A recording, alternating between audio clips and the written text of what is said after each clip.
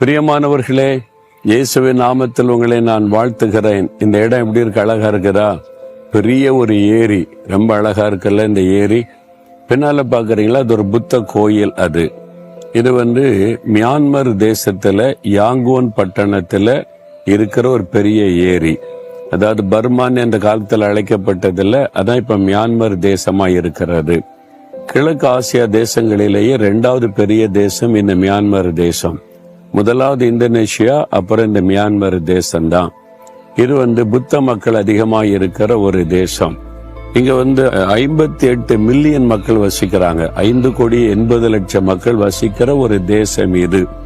அதுல 88% புத்த மதத்தை பின்பற்றக்கூடிய மக்கள், 6% கிறிஸ்தவங்க இருக்கிறாங்க, 4% இஸ்லாமியர்கள் இருக்கிறாங்க, மற்ற மதத்தினர் 2%. இப்படி பல இன மக்கள், பல மதத்தை சார்ந்த மக்களும் இணைந்து வாழ்கிற ஒரு தேசம் இந்த தேசம்.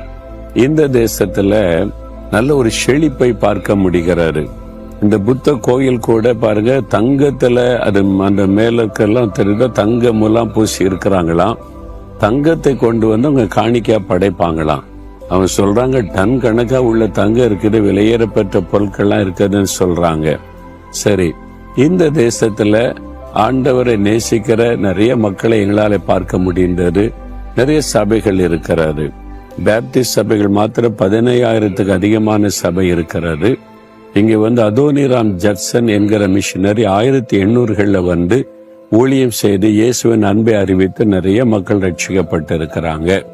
அவங்க மத்தியில ஊழியம் செய்யதான் இங்கே நாங்கள் வந்தோம். சரி, இன்றைக்கு ஆண்டவர் எனக்கு என்ன வசனம் வைத்திருக்கிறார் அப்படின்னு நினைக்கிறீங்களா? 37ஆம் சங்கீதம் 4ஆம் வசனம். ஆண்டு சொல்லுகிறார், உன் இருதயத்தின் வேண்டுதலை உனக்கு அருளி செய்வேன். என் மகனே, உள்ளத்திலிருந்து உண்மையா நீ வேண்டிக் கொள்ளுகிற ஒரு காரியம் இருக்குல்ல, வெளியே தெரியாத இருதயத்துல நீ ஜெபிக்கிற, அது உனக்கு அருளப்படும் என்று. மகனே, உன் இருதயத்தில் வேண்டிக் கொள்ளுகிற உன் விருப்பத்தை அருளி செய்வேன்னு ஆண்டு சொல்றார். ஆனா நீ ஒண்ணு செய்யணும். என்ன செய்யணுமா? கர்த்தரிடத்தில் மன மகிழ்ச்சியாயிரு, அவர் உன் இருதயத்தின் வேண்டுதலை அருளி செய்வார்.